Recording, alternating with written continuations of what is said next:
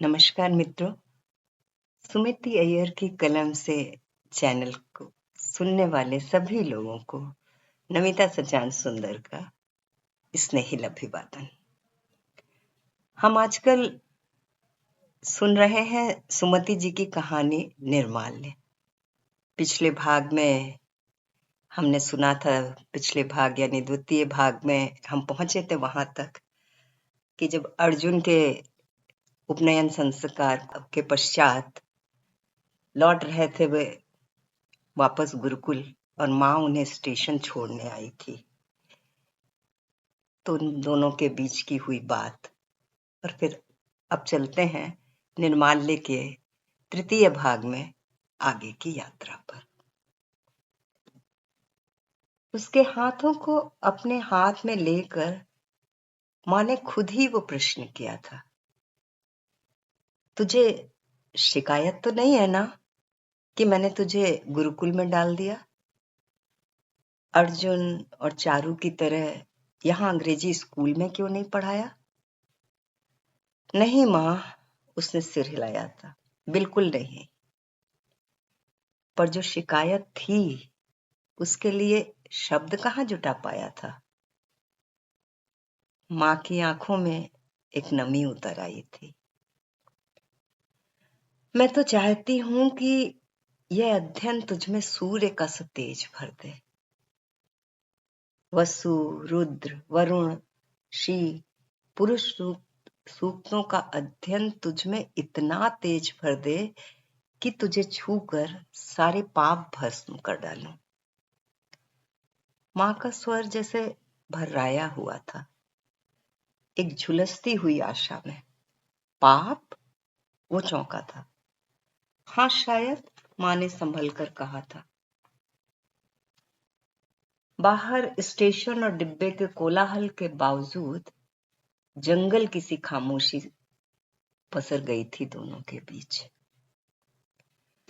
गाड़ी छूटने का वक्त हो गया था और माँ उतर गई थी। प्लेटफॉर्म पर खड़ी माँ धीरे धीरे रेंगती ट्रेन के साथ दूर होती चली गई थी। उसका मन फिर चंचल हो गया था। अच्छी तरह याद है लौट कर यहीं इसी कावेरी में वो देर तक नहाया था। जुकाम तक हो गया था। नहीं भुला पाया था, फिर भी नहीं भुला पाया था उन वाक्यों को जिन्हें कहते हुए माँ के चेहरे पर एक निश्चित तटस्थता थी। ठोस पर निष्कंपित आवाज में कहे गए वे वाक्य। और फिर उसके बाद जाना भी कहाँ हो पाया। 10 साल यूं ही गुजर गए। 16 वर्ष के घनघोर अध्ययन में सब कुछ भुला दिया था। न शरीर की ही सुध रही, उम्र के साथ उगने वाली तमाम इच्छाओं का दमन तो स्वतः ही होता चला गया था। शेष थी तो सिर्फ एक जिज्ञासा, अथक अनवरत जिज्ञासा, कुतूहल की जिज्ञासा। वेद, वेदांत, संहिताएं, उपनिषद, पुराण का अध्ययन। तुझे सिर्फ कर्मकांड करने वाला पुरोहित ही नहीं बनना है वरुण, तुझे तो वेद को जीवित रखना है। इसे जीविका का साधन मत बनाना, इसे जीवन देते रहना। आचार्य अक्सर कहा करते थे उससे। उसने किया भी वही किया। तमाम प्रश्नों से अपने चित्त को मुक्त कर लिया था और स्थिर चित्त होकर जुट गया था सिर्फ अध्ययन में। एक पूरा जीवन कम लगने लगा था। कावेरी के साथ संवाद की शुरुआत भी उन्हीं दिनों हुई थी। संशयों और प्रश्नों को भीतर गहरे दबा लिया था। उन्हें भूलने का भ्रम पालता रहा था वो। तभी ना कावेरी को नहीं छोड़ पाया। वैदेही से विवाह के बाद एक आध दिन नियम भंग हुआ हो तो हो, या कि जब मद्रास गया था गुरुकुल छोड़कर तब, वरना पिछले 2 सालों से फिर सब जुड़ गए थे, तमाम टूटे तंतु। उस दुर्घटना के बाद घर पर रहना ही कम हो गया था। सुबह से सायंकाल तक समय अध्ययन, अध्यापन, फिर संध्या के नियम अनुष्ठान के बहाने यहाँ मंडप पर यह एकांत और यहीं रात तक बैठे रहना, कावेरी को देखते, तारों को खोजते। हवा धीमे से चलती, पत्ते चुप हो जाते, घास अलसा कर सोने लगती। स्निग्ध फैलते अंधकार में तारों के साथ के झिलमिल एहसास में देर तक डूबा रहता वो। लौटता तो रात का दूसरा प्रहर शुरू हो चुका होता। उसारे पर उसकी चटाई होती और दरवाजा उड़का होता, पर उसे खोल कर भीतर वो पिछले 2 सालों से नहीं गया। उसारे पर ही लेट जाता। उड़ के दरवाजे के पीछे की प्रतीक्षा को उसने कभी भी महसूस नहीं किया। निष्प्रिय ही रहा, उसके बारे में सोचना ही नहीं चाहता। वैदेही झुलसती रही, एक संबोधन को ढोती हुई भीतर, पर उसने उस संबोधन को अर्थ देने का प्रयास कभी नहीं किया। पर अब ये कैसा भय है जो हावी होता जा रहा है? क्या है जो बार बार उठकर चला जाता है? कुछ सुनने, कुछ कहने, वो उठ भी नहीं पा रहा। कावेरी को ध्यान से देखा, वो तो चुपचाप सह रही थी। नहीं, शायद हंस रही थी। माँ की सी अबूझ हंसी कावेरी भी हंस रही थी। उस पार के नीले कोहरे को ध्यान से देखा।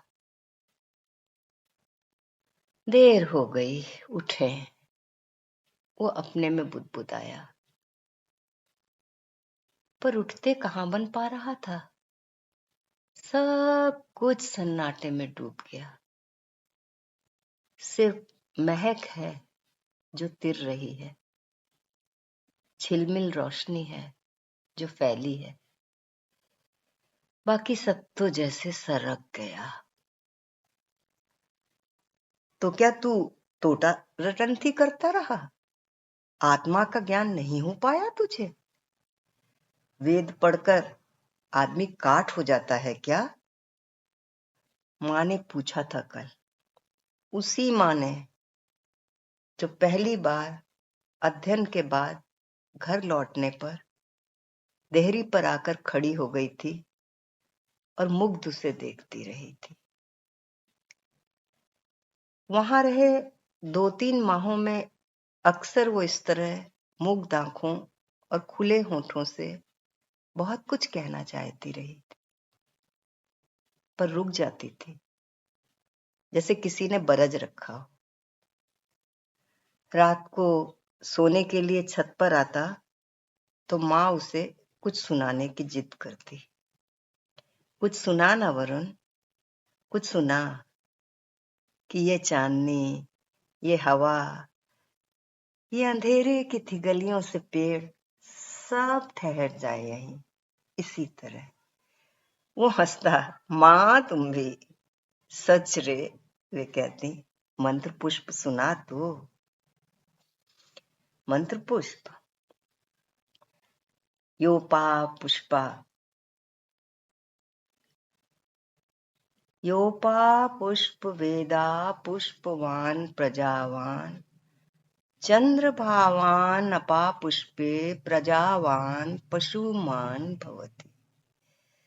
या एवं वेदाम योपामातनम वेद आयत नवान भवति। वो गंभीर स्वर में पाठ करता जाता। माँ की मुंदी आंखों से आंसुओं की अविरल धारा बहती। वो रुकता नहीं था। माँ का चेहरा उस अवस्था में निश्चल लगता था। निष्कंपित लौ की तरह लगती थी वे। उन्हें छूकर उस अवस्था से उन्हें निकाल लाना तकलीफ दे लगता था। पुरुष सूक्त, स्त्री सूक्त भी सुना डालता। सहस्त्र शीर्षा पुरुषा सहस्त्राक्षी सहस्त्रपात।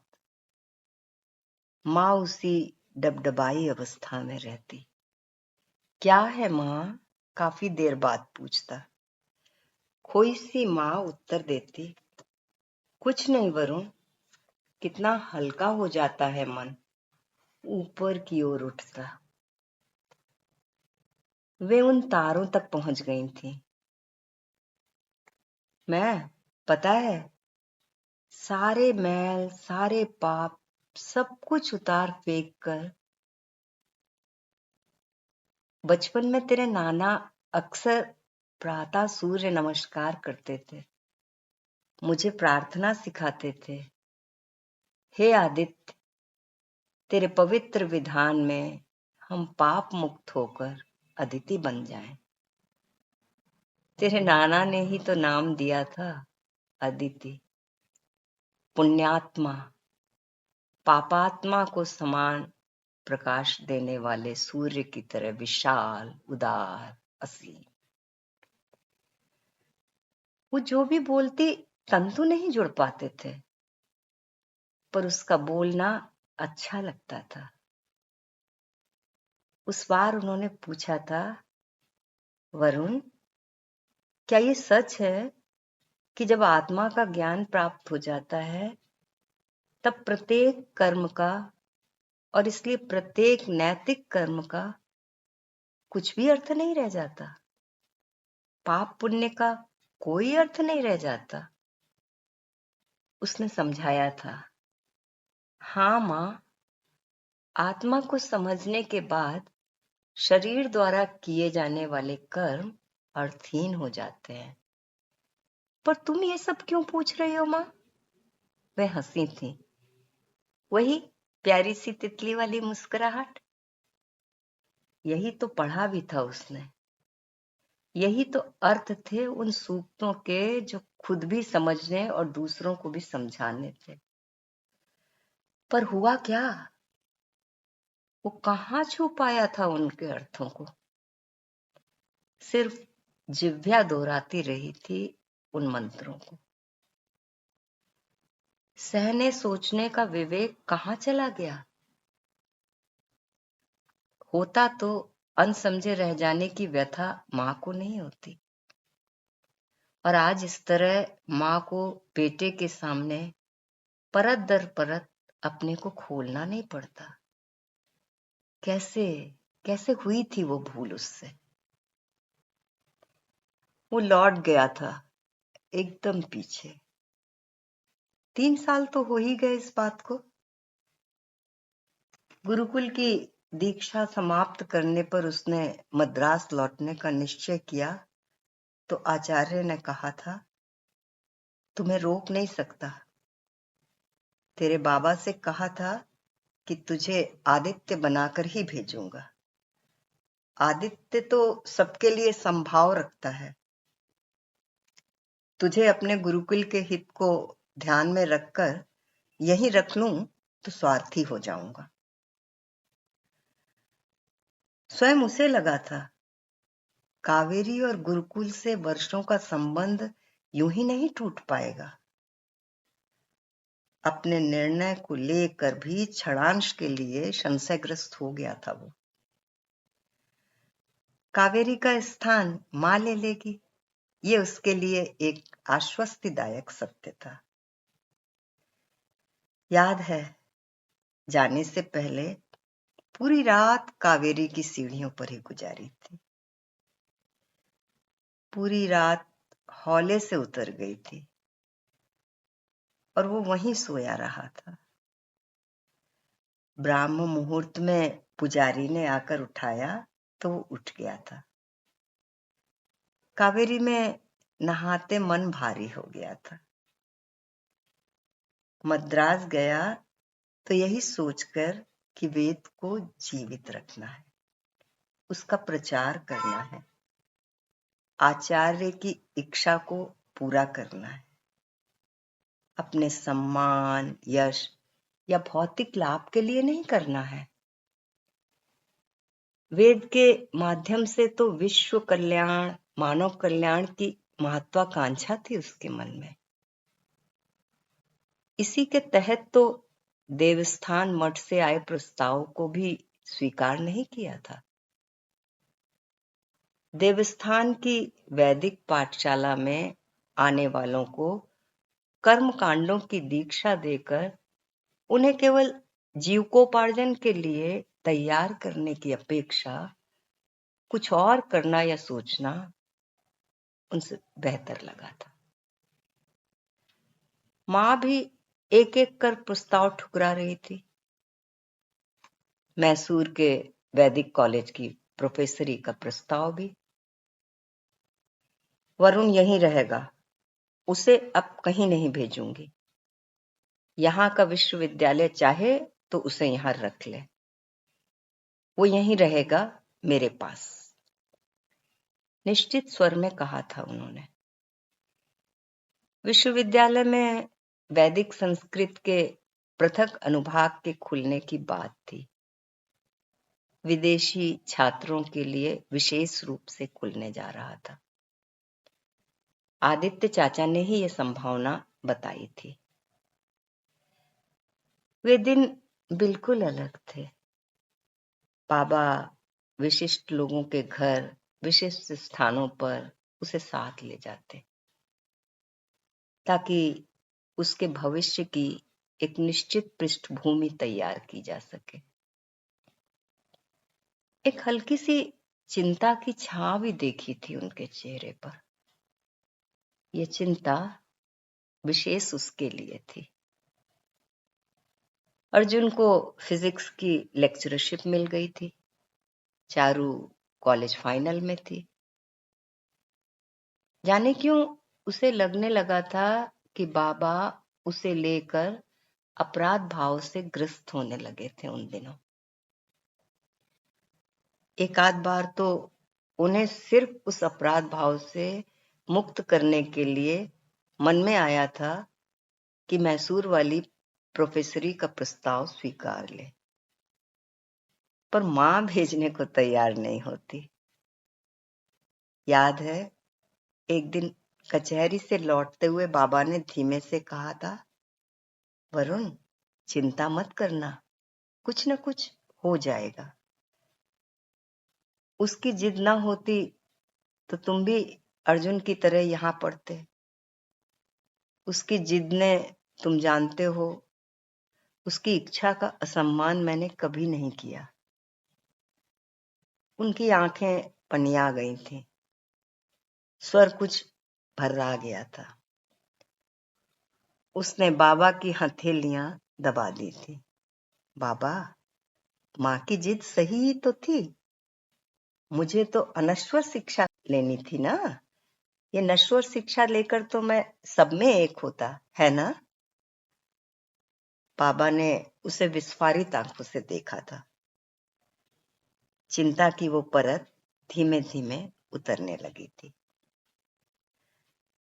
वो घर पर रहता तो मां काम से निपटकर उसके पास आ बैठती और कुछ सुनाने का आग्रह अधिक करने लगी थी।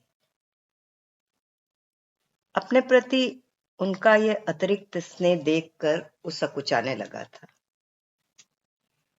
अर्जुन का विवाह हो चुका था। भाभी गायत्री या चारू सबके सामने वे उसकी छोटी से छोटी आवश्यकता का ध्यान रखती थी। सुबह उसके लिए धोती अंगोछा निकालना, गायत्री जाप के लिए भभूत पंचपात्र तैयार रखना, फिर चांदी के गिलास में गरम कॉफी पिलाती, उसके लिए विशेष भोजन पकाती। अपना सारा समय उसके इर्द गिर्द कर लिया था माँ ने। वो असहज होने लगा था। आदित्य चाचा तब भी उसी तरह आते थे, दोपहर में, कभी शाम, कभी सुबह भी।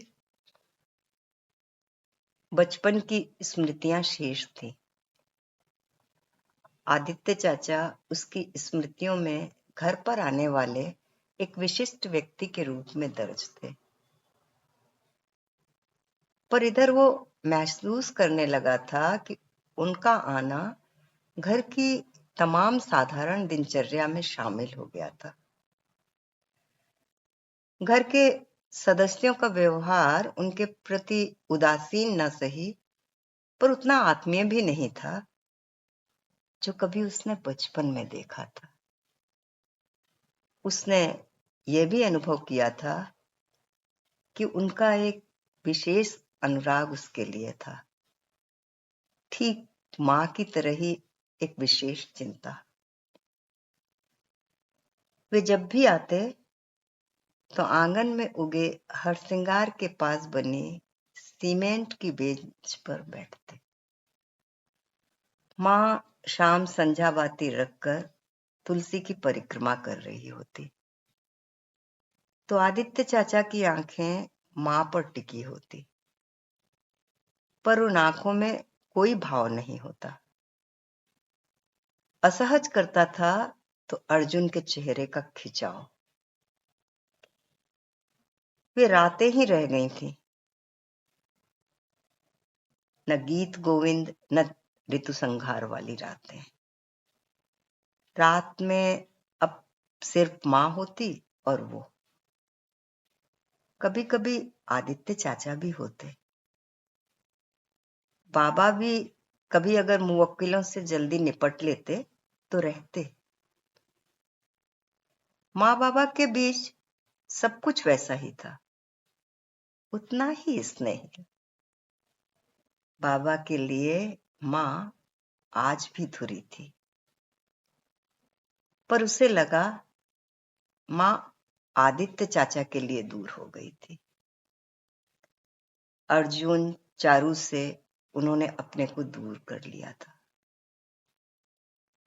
ये सब उसने महसूस किया साफ, पर इस खिंचाव का बिंदु वो तब खोज नहीं पाया था। आदित्य चाचा ही एक दिन सहसा सामने आकर बोले थे, मैं बात कर आया हूं, वैदिक अध्ययन का विभाग अगले माह ही खुल रहा है। वरुण के लिए बात कर आया हूं, अगले सप्ताह उसे लेकर वीसी से मिल लूंगा। मां ने टोंक दिया था, इसे क्या करना है मैं जानती हूं। बात वहीं कट गई थी। आदित्य चाचा के चेहरे पर छां भी गिरी थी और गायब भी हो गई थी, पर उसे मां का इस तरह काटना जरूर बुरा लगा था। पर मां के चेहरे पर ये कहते हुए तटस्थता या क्रूरता कतई नहीं थी। उसे जाने क्यों लगा था कि आदित्य चाचा के चेहरे पर पड़ी छां उनके चेहरे को भी छूकर निकल गई थी। वो 14 की रात थी और मां छत पर ही थी काम से निपटकर। आदित्य चाचा बाबा की प्रतीक्षा में रुके थे। बाबा को उस दिन देर से लौटना था। मां ने वरुण सूक्त की जिद की थी। अयरमयम वरुण मित्रयं वा सखायां वा सद्मित भ्रातरां वा वेशं वा नित्यं वरुणारणं वा यत्सेमश्चक्रिमा शीश्रस्तस्। हे वरुण, अज्ञान और प्रमाद से जिस अपराध को हम लोग करें उन सबका नाश करिए। माँ की आंखें भर आई थी। शून्य भाव से आदित्य चाचा ने भी उनकी ओर देखा था। सब कुछ था उसमें, पर कुछ नहीं था। कितना तो चाहती हूं इससे सुनूं और सुनती रहूं।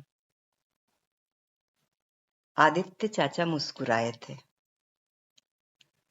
तुम तो चाहोगी ही माँ, अदिति जो हो। अदिति का मतलब जानती हो? अदिति का मतलब है असीम। तुम भी असीम हो, बांध नहीं सकता कोई तुम्हें। वो हंसता। ठीक ही तो कहता है अदिति, मित्र और वरुण भी तुमसे ही तो हैं। वो हल्के से हंसे थे। माँ चुपचाप जैसे अपने को बंद करने लगी थी, किसी झोंके से घबराकर। चारू ने मुंह बिचकाया था। भाभी उठकर चली गई थी।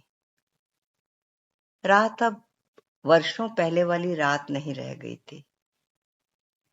सिर्फ माँ ही थी जो सहज लग रही थी। फिर भी वो सहजता उनकी अपनी नहीं थी, वरना रातें क्या सूक्तों से शुरू होती थी? ना आदित्य चाचा के कालिदास थे, ना ही माँ का गीत गोविंद।